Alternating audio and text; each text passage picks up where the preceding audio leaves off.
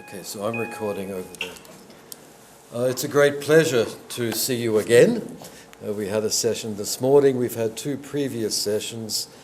And one of the things I aim to do here is try to say how Professor Dizda's work on cultural technology and politics, and then Hannah's work on the translator with the client might connect with the politics of writing systems. That's going to be difficult to do because these are the three previous talks in the series. But here is the main point of attack, or the approach I want to adopt.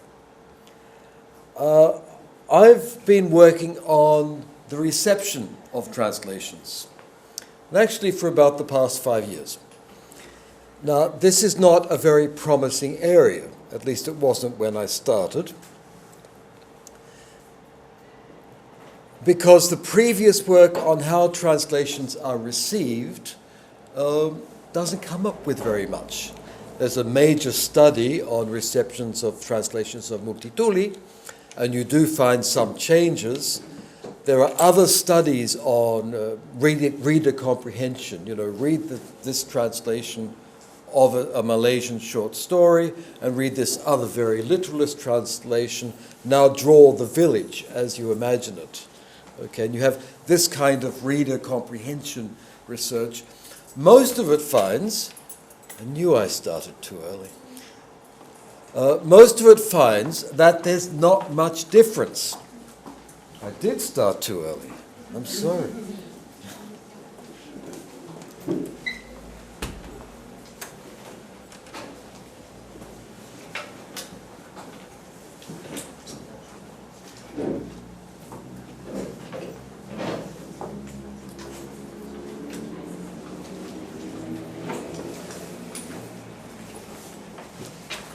Okay, is that going to be in your way? No, you're okay.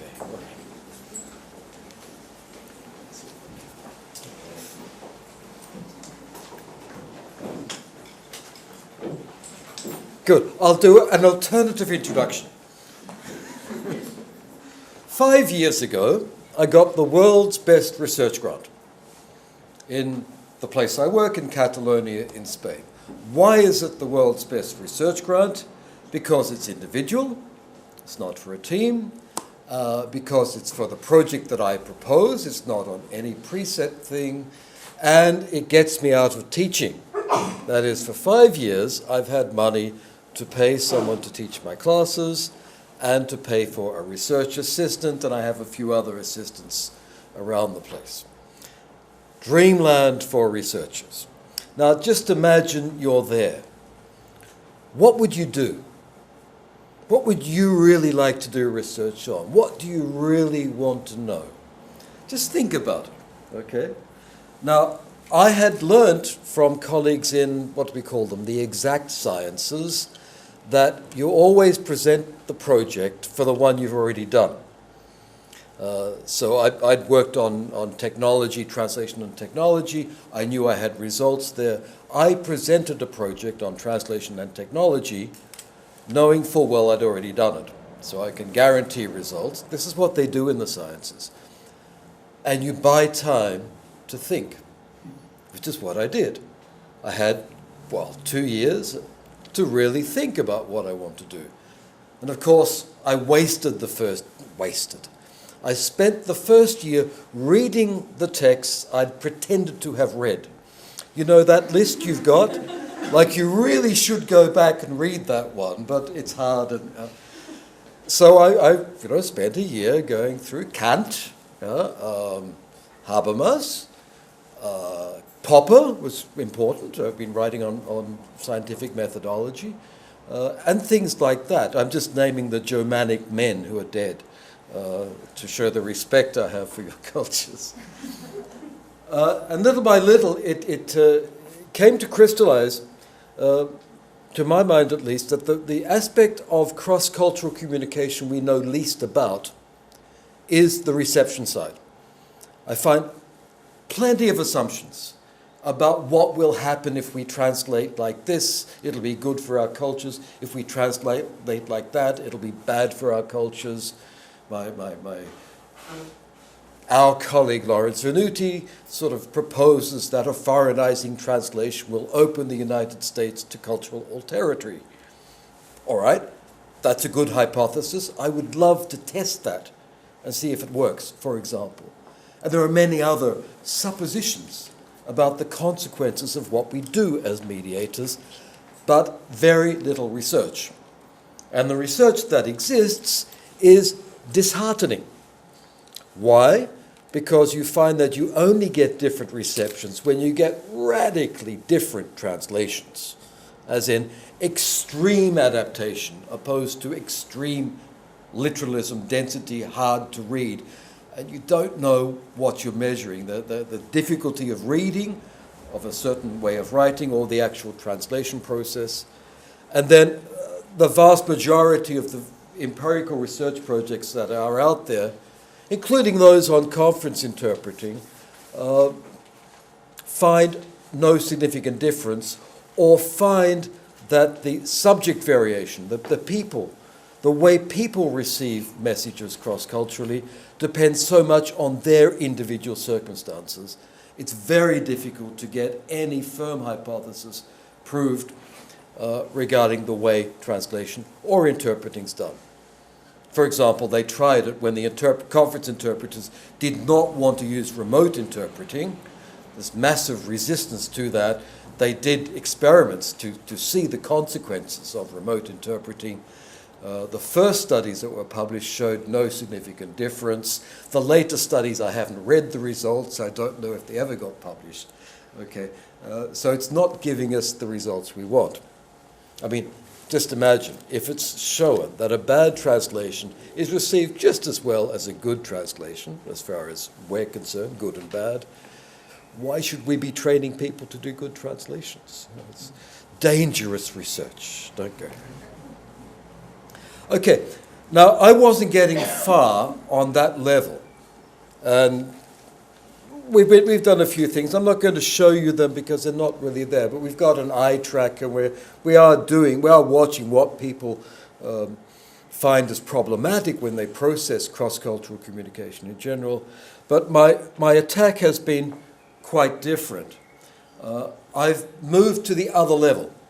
If the empirical, the very close empirical stuff, or the kind of stuff that Hannah was showing us, was it 2 weeks ago?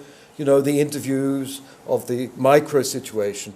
If that's not giving you anything helpful, it's giving you a lot of information, but what do you do with it? Let's move to the other level, to the idealistic level. I start to think along these lines. Well, what kind of cross-cultural communication would I like to see? What would be an aim of cross-cultural communication? And let's work back from there and see if we can find traces of it. Okay? Interesting question. A broad ethical question, highly political question as well, and quite taxing for me. I mean, at the beginning, I had no answers for that question. It was a frightening question. Perhaps you'd like to answer it for yourselves. How would you answer that? From the answers there, you can try to say what kind of information we should give cross-culturally. But then I came to realize that information is not what it's all about. And then, following on from those kinds of ethical should questions, what kind of work, what kind of research do we do? And most of my research in this side of business has been on translation history, so I'm going to talk about how we can write translation history from the perspective of reception and from answers to those questions. Okay, so very briefly, the menu is that I'm going to show you 3 different projects, none of them complete, all of them suggestive, and you could perhaps help me with getting to the end of them and making some kind of coherent conclusion. My first thought, what kind of cross-cultural communication do we want, is that there should be some sense of aspiration, that there are messages that can be transmitted across cultures which are used by the people who receive them in order not just to change the social systems or their own personal well-being, to change the life around them, but can give them a reason to do it. That's what I mean by aspiration. Okay? This is the non-information side of a message. You get information, but what's missing in a lot of messages is the spark. You know, I really want to go and do something with this. That aspiration. Now, just force of circumstance, I came across a group of students at my university from Syria. And this was, 3 years ago, when it wasn't quite the quagmire in civil war that it is now. It was the beginning of what seemed to be a terminable civil war. And these people were there talking about their hope for their country and the hope in a post-Assad era. I don't think they talk the same way now. And I interviewed them. And I'd never done interviews, in-depth interviews as a research technique before, but my one aim was to get them talking about them growing up. Primary school, secondary school, university, family. And I was working on the hypothesis that these people were multilingual. They had Arabic, English, and French to varying degrees, and one girl had Greek and another Armenian, I think. And I was betting that people who have these different cultural spaces use them to get leverage. You can use the information coming into you in French and English to criticize or get a critical distance with respect to the totalitarian regime they were brought up in. And they really were brought up in a closed system. It's, you know, these girls, the three that I'm going to talk about, were all women. They were all in the, I don't know, it's not the Hitler Jugend, but something similar. They all learnt to fire machine guns. You know, there's something quite sexy about this, militant, you know. They were all brought up to be believers and in the conspiracy theories against us. You know, people who don't believe in the Assad ideology, it's conspiracies, and you've got the narratives to block that out. And they were very much in it when they go through primary school, early secondary school, and then the cracks start to show. And I was interested in where do the cracks come from? Where do these messages come in from the outside, if you're in a closed regime? I naively thought that it might be their course in French literature or something like that, or the English class, or being able to get access to films in other languages, or cultural products from another place and time. Do you know what the only common feature was? Especially these three, but others as well. It wasn't that. It wasn't the languages. It wasn't the cultural space or the cultural products. None of that had changed their ideology. In all cases, they mentioned one person. Just one person. Just talking with that one person. It could have been an uncle. It could have been an English teacher. It could have been a university professor. It could have been a colleague who had lived away and came back. Okay, there are different people. There's no recipe for it. But the aspiration, which then became a critical view of where they were, came from one-on-one contact. You know, Professor Disdar talked about cultural technologies and the power. I'll talk about statues in a minute as a cultural technology, or the power of the written, which we had this morning, that official culture and power, Herrschaft, dominance, works through written communication. The most powerful was spoken, person-to-person communication. As any evangelist priest could have told me, had I asked them.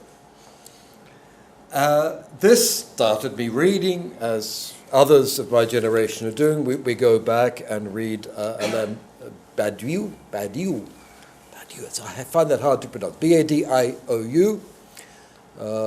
Radical leftist Marxists who had been there even when I was a student in Paris, but suddenly Americans and Italians have picked him up and started to talk about the event, the communication event, the event that makes people believe in something even though there's no rational basis for it.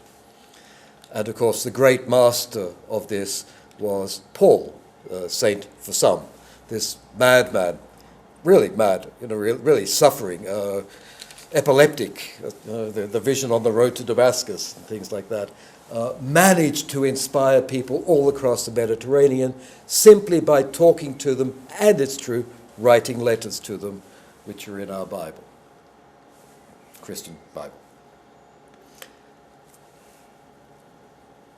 Not a great translator either. I did the same thing a bit later in South Africa with an older generation, people who had been brought up under apartheid, and there I was interested in other things. They had the lingual spaces as well. Once again, that didn't prove to be a factor. I was interested especially if the long-term boycott against apartheid had changed their ideas. One person said it had when she was in England, when she got out and saw her country, saw the boycott from the other side. But the people who grew up within the totalitarian explanation of the world, the boycott had no effect at all on them, on their vision of what was true and what was false. That's a long discussion. I could get into that as well in another place, not particularly here. There again, the critical view came from person-to-person contact. There it could be with a traveller, with a voyager, with an intermediary, or it could be with one of the Bantu population that they were in contact with in the home environment. So it's rather more complex in that situation. It was being able to see their own cultural position from another perspective, either from the outside or from the repressed within. In that case, there is an element of translation happening there.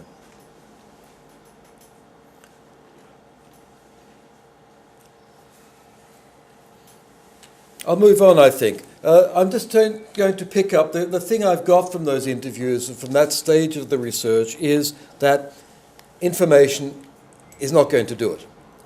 A lot of the translations that we do, the translation regime we live in the European Union especially, is based on people getting the information. Translate it accurately, give it clearly. And yes, that's what we do, and we do it very well in Europe. But give us aspiration to change our lives or use cross-cultural communication to spread a sense of democratic participation. What I've written there is modernity. It's still modernity that the rest of the world is looking for, I think. No, that's not in our thinking about what cross-cultural communication is or should be. But it is in some parts of the translation world.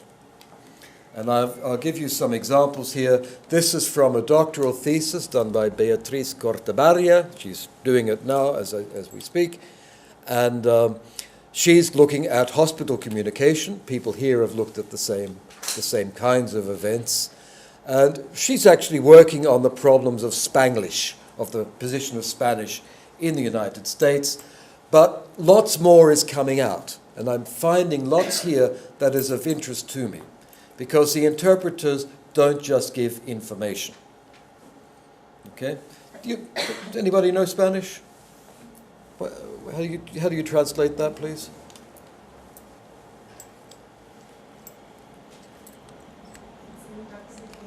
He's intoxicated. Somebody's poisoned. Sorry? Poison. That's Yeah, you've read that article. Okay. Okay, no, it's quite a famous case. It's that's cheating. That's cheating. It's quite a famous case. It's just about the different varieties of Spanish that are there. In current Spanish, the kind I would speak in Spain, intoxicado means you're drunk. Okay, so a guy gets brought into a hospital in Florida, somewhere down there, and the doctor says, what's wrong? And they está intoxicado, interpreter, he's drunk. Oh, leave him over there to sober up, which is what you do, of course. In Cuban Spanish, it means food poisoning. All right, so absolute wrong interpretation, wrong diagnosis, the guy dies, you pay millions of dollars, and you learn that mistakes in this field can cost a lot of money, not to mention death. It's an extreme case, okay, just to underline the point of varieties of Spanish. But when you go through it, the way people, especially in the United States, are thinking about handling that kind of problem has to do with what they call literacy. Literacy means too many things for me, so I'm going to call this informed choice, okay? But literacy in this field means the degree to which individuals have the capacity to obtain, process, and understand the basic information and services needed to make appropriate health decisions. Okay? Now, what's interesting in the example I gave you was that it was one-way communication. Doctor asks what's wrong, receives wrong information, doctor makes choice. Okay? There's not a dialogue, there's no feedback, there's no checking on it, there's no one saying, hey, but there's something inside him and it's not doing him any good. All right? There's a one-two communication, that's it, it's done, the doctor's made the choice. Thinking about health services in many countries these days is about giving people the responsibility to make choices about what happens with their bodies. And this you can see in this definition. I'm not sure I'm very happy about it being rendered as Gesundheitskompetenz, but that seems to be the official translation. So Dr. Perchacker tells me. Okay, now, literacy in the United States is very much associated with immigrants and making sure they speak English. This is a popular topic, and you can get money for it. So programs in literacy are abundant in American universities. I was recently at Ohio State University, where what you and I would call modern languages is literacy. Why? It gets money, because nobody could be against literacy, all right? And it's going to make sure that these immigrants use the language anyway. This idea of health literacy is in a way cashing in on this, but doing something a little bit trickier. They're detaching literacy from the ability to read and write, and they're attaching it to ability to make decisions. And that's, I think, is a very astute ideological move, especially if you can keep getting the funding while it's happening. The way the term is being used, here it's from Australia, Victoria in Australia, you'll see that it's not dependent on knowledge of a language system. It's something quite different from language competence, if you like. So they're reporting here, only 33% of the people born overseas have adequate or better health literacy, compared to 43%, 43, okay, of the Australian-born population. So the people born in Australia who speak English and have always spoken English, of them, only 43% of them know how to make decisions about their body, about their health at least, okay? And that goes down to 33% for immigrants, but then you get people who've arrived in the last 5 years, is it, to 26, and then down 27 and then 26. I find this intriguing because it's very clear that the capacity to make informed decisions is something that's wanting, that's missing in L1 speakers and L2 speakers, and is simply more extreme in the case of other people who might need language help. So if interpreters enter at the 26, you know, the recent immigrants, the people who need the language help, they're providing services that are rather similar to what the other people might like to get as well. Can you see what I'm getting at? What happens is that the mediator is assuming not just responsibility for making up a language gap, but also an education gap, an information gap. That is existing in the general population as well. It combines, if you will, the mediational task we're used to with a clear pedagogical function. Now you can see this happening in some of the data done in hospitals. I collected this data thanks to this guy. Can you see him there? So this is Eric Pickles. I could make lots of jokes about his name, but there's no time. Imagine them, all right? Eric is Minister for Community Services or something like that in England, UK government. Here we go. And he says, if you translate for immigrants, they will not learn English. No, my mum says, yeah, that's right. This makes sense, doesn't it? Because if you get translation all the time, you're not going to learn. And it's true. I mean, would you learn a language if you're getting translations all the time? So on the surface of it, it's impeccable. It's a kind of logic people would vote for. The text goes on. Stopping the automatic use of translation and interpretation services into foreign languages will provide further incentive for all migrant communities to learn English, which is the basis for an individual's ability to progress in British society. It will promote cohesion and better community relations. Not interpreting will create cohesion and better community relations. And it will help councils make sensible savings at a time when every bit of the public sector needs to do its bit to pay off the deficit. All right.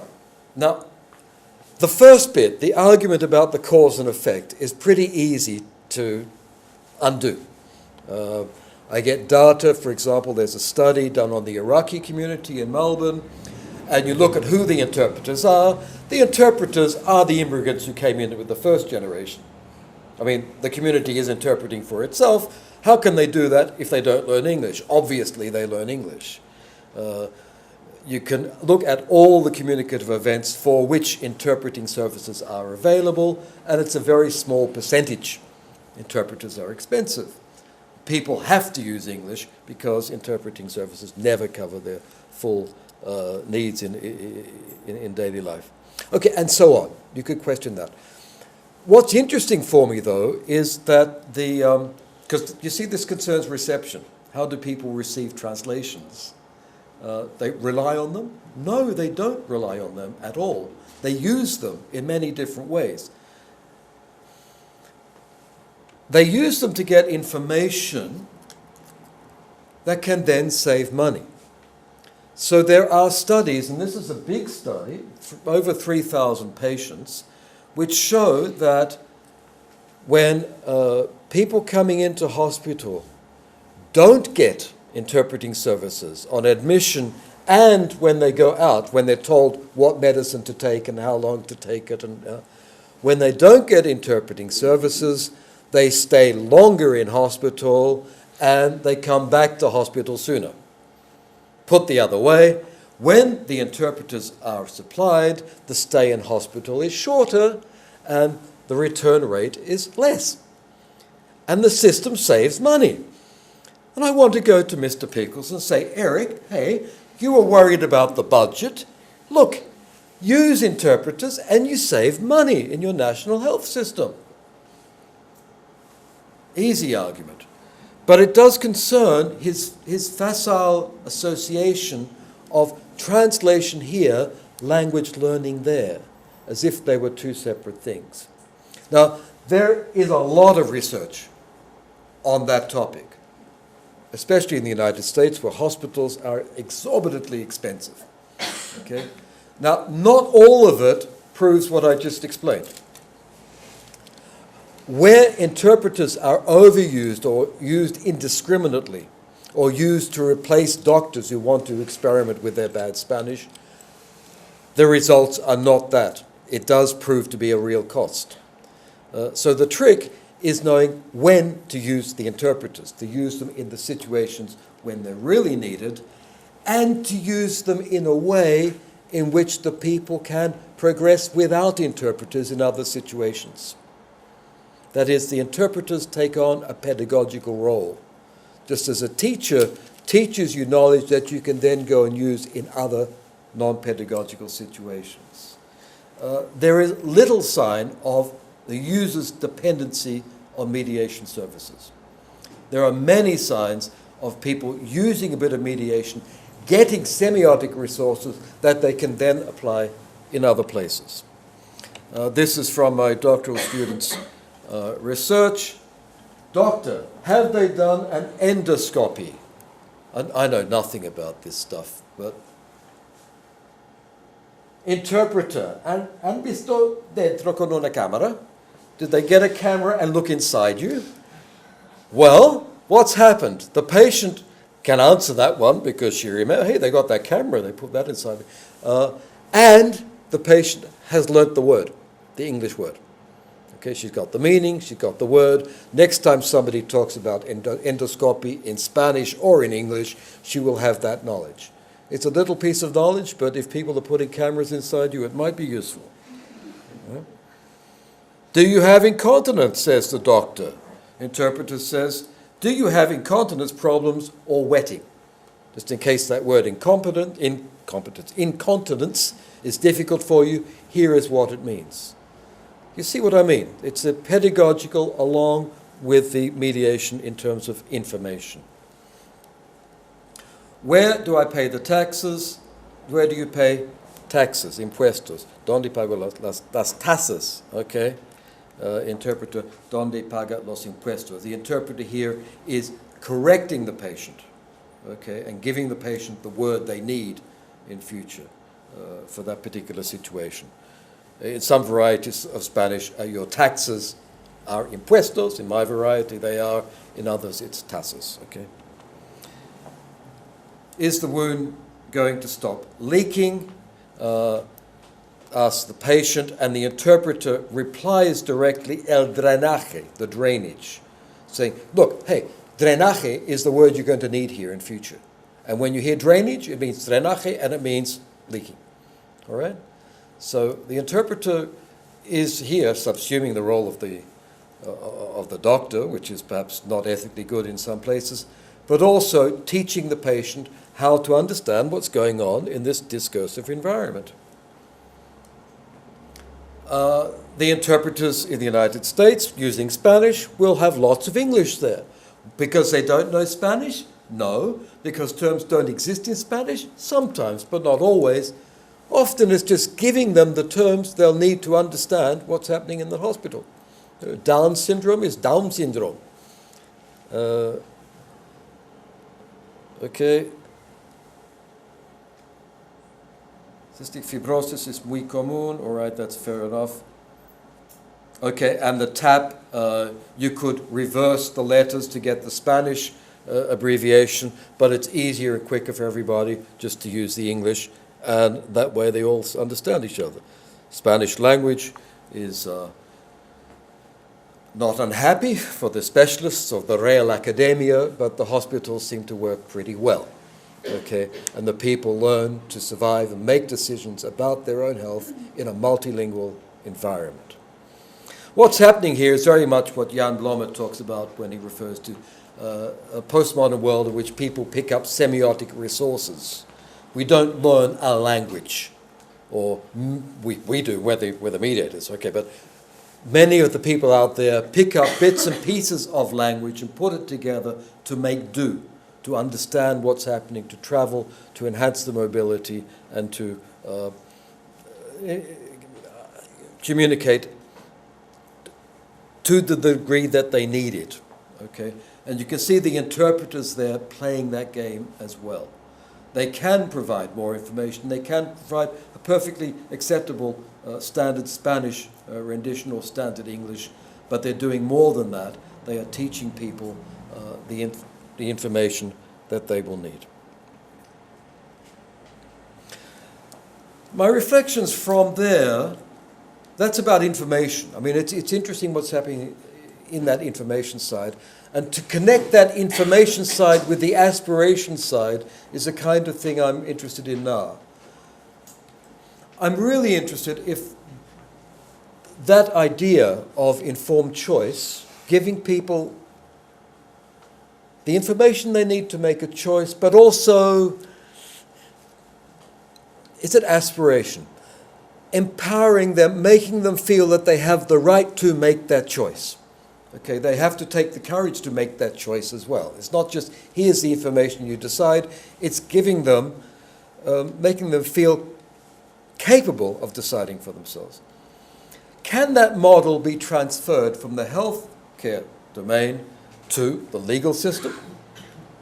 Probably so, since it's written into the way accused interact with lawyers and with officers of the court.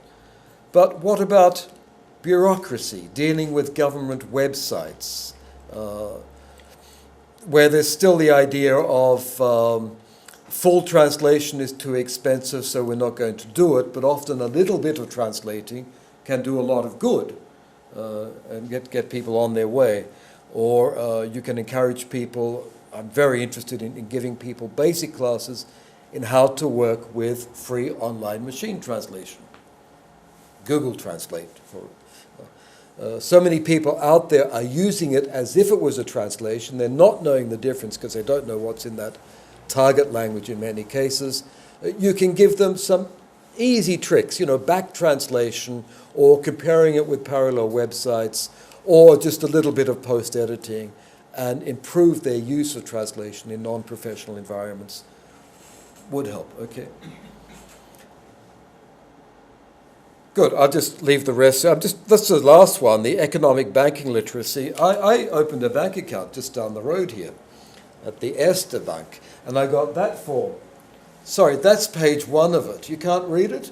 I can't read it either, not even when I've got it in front of me. I had 8 pages of the finest of fine print saying, sign at the end. Help? What are they doing to me? Okay, I trusted the bank and I trusted the person who took me to the bank, I guess.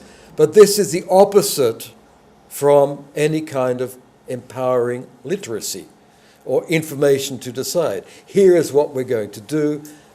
Is this what you want? Yes or no? This belongs to a bygone age. A lot of the translations I've done for the institutions of the European Union are pretty much like that. I used to do these meetings of, minutes of meetings that happened 3 months ago, and it has to be put into English because that's what the rules say.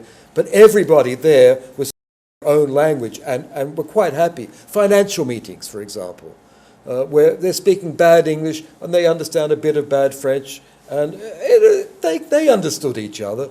Doesn't matter. I used to get this. I have to put it into clean English because some law says so. And then it's put on a file somewhere. I think that's called existential translation. It's virtuous because it exists, not because it communicates with anybody. So my question is that just for health? And can I ally that information-based kind of ethics with the aspiration-based ethics? I think I have to. I think I need both.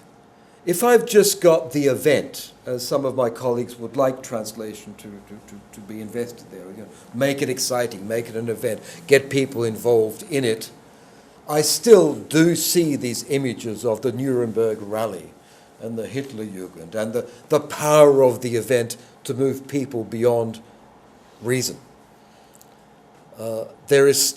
There should be, in these cultures around us in Europe, enough of a warning there to say, hey, wait a minute, that aspiration, that event can't be all.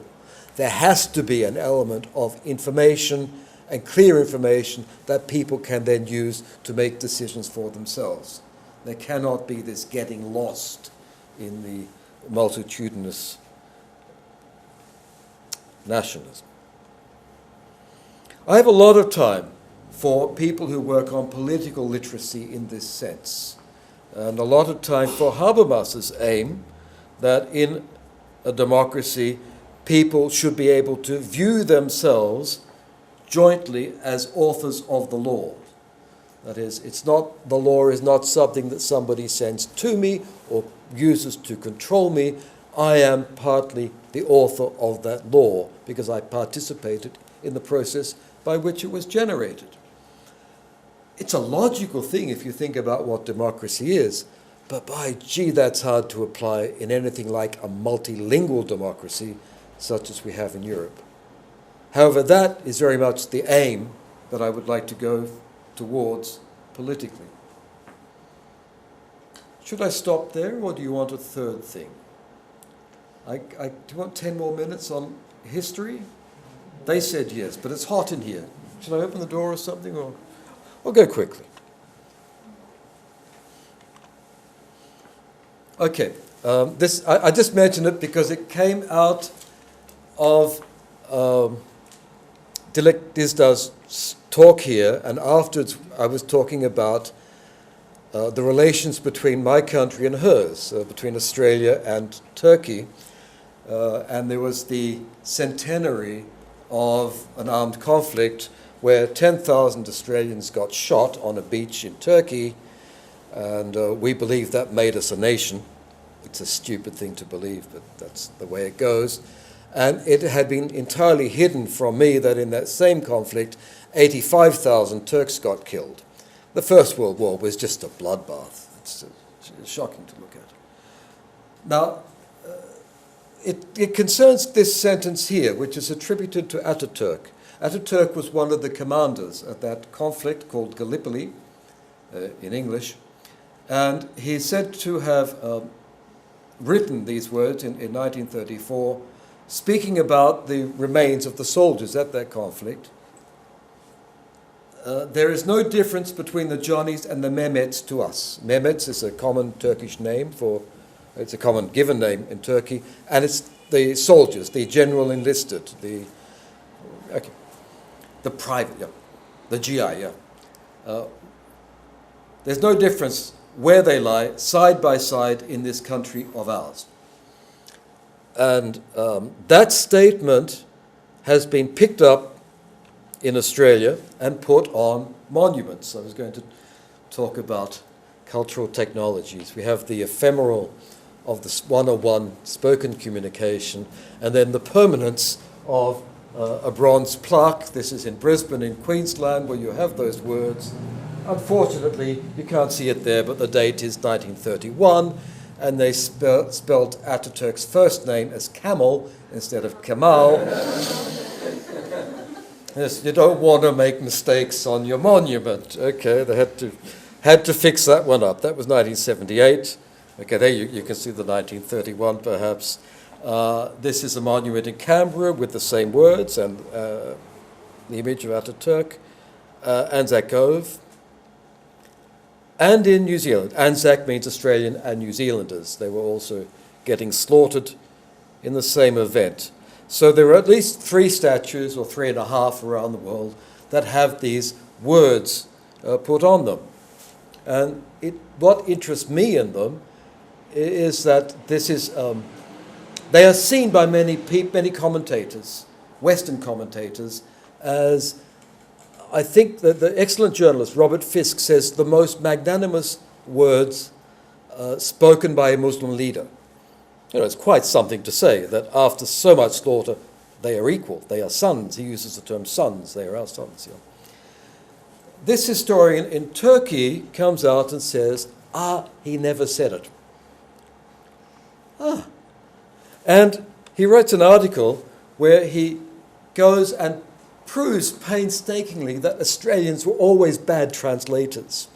At which point I thought, no, actually it's the opposite. When I first came across the article, it's been translated into English, I thought, yes, of course.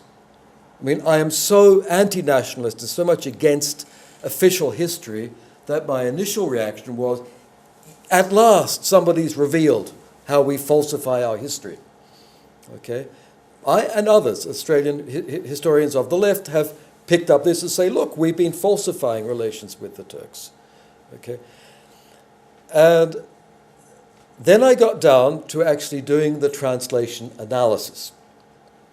All the historians talk about this falsification. Did he say it? Did he not? And they trace the events, his presence, where was he, who wrote it down, etc. They never asked what language did he say it in. If it was in Turkish, how did it get into English? Who translated it? And why did they translate it? Okay, it's just a missing question. Translation is not there. We can't talk about the text as it was originally, because we don't know where it was produced, but we do have a Turkish version which sounds like the Turkish of Ataturk and sounds right for 1934. My informants tell me, okay, and I've underlined the phrase there. You can see Mehmet, but you can't see a Johnny, right? And in fact, Johnnies aren't there. You've got the blow-by-blow analysis here.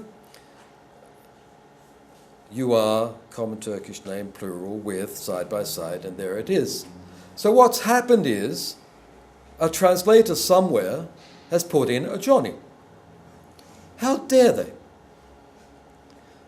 Now, who the translator was, I don't know. It could have been the Australian sheep farmer who had that horrible first monument done with the plaque.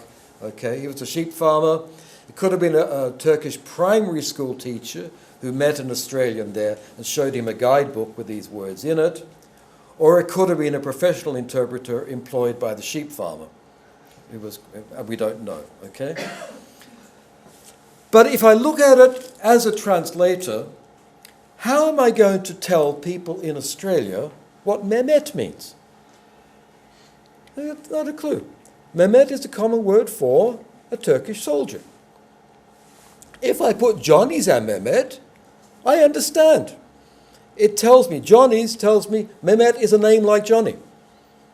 It's a term of endearment as well. You've got the diminutive, chik, expressing affection, okay? And the last verb, it sounds horrible, doesn't it? Embracing each other, but my informant said it's like little kids cuddling up. A horrible image for dead soldiers in the field. But you know, the whole thing is like that, going in that sense. And it occurred to me that that addition of Johnny's was a very elegant solution to a very difficult problem. The alternative would have been just to put young soldiers, which is not going to move anybody. Okay, this creates something that's moving and informative at the same time. The translator had reasons. I'm not going to say it's the best translation in the world, but if you look at it as a translator, it is motivated.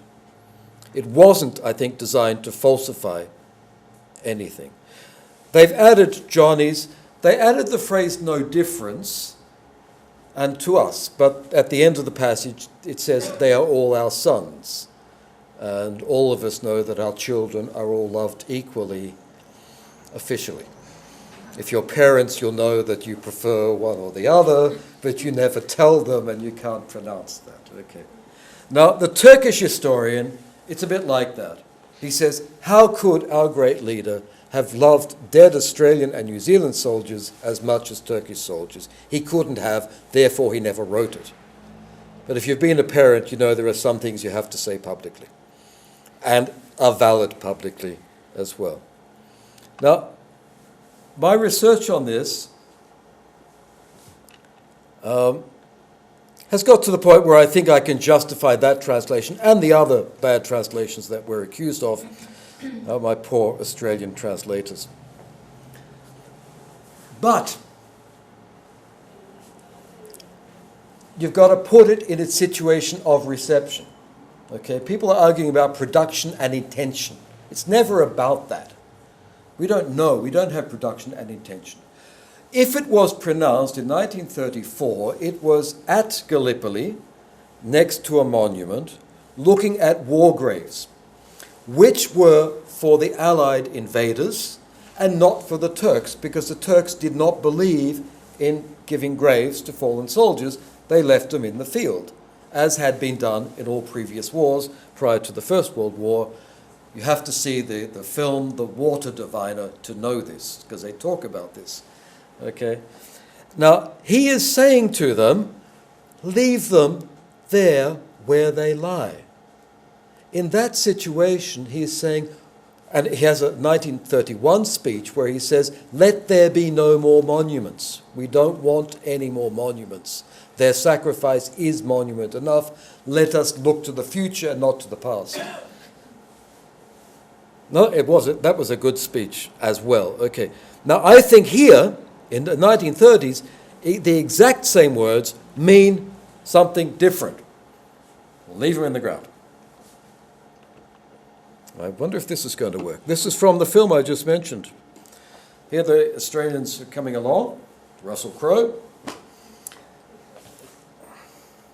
He looks over, and all those bones there, I think you can just see on the side of the screen in the next shot, say, Turkish bones. And the Australian soldier is secretly quite happy about that. And what that whole scene shows is that the Australians are locating and identifying bodies and giving them graves. And when they come across Turkish bones, they are merely discarded on the side. Ataturk, I'm pretty sure, was saying, stop this folly. Don't do that. Just leave it and get on with the business of building our societies rather than doing that. But a sentence transported out of its situation of utterance, a sentence that gains that kind of transcendence. That's what I mean by transcendence. It's picked up out of situation of utterance and taken to another where it is received again in a different way, can receive new meanings.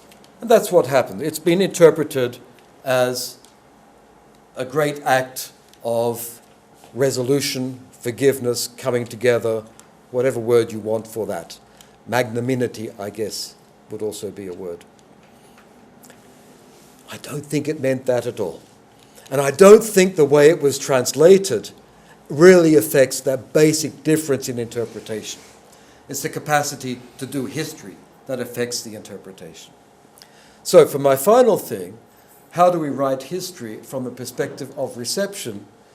It's got to be that capacity to see how and why messages are received, interpreted in one way or another. That affects their translation, but the translation is never the whole story. But also how and why they are received in other societies with other effects.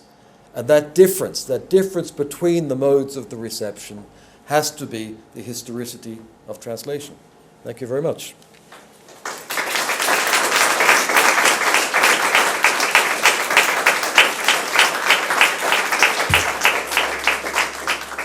Is there time for questions?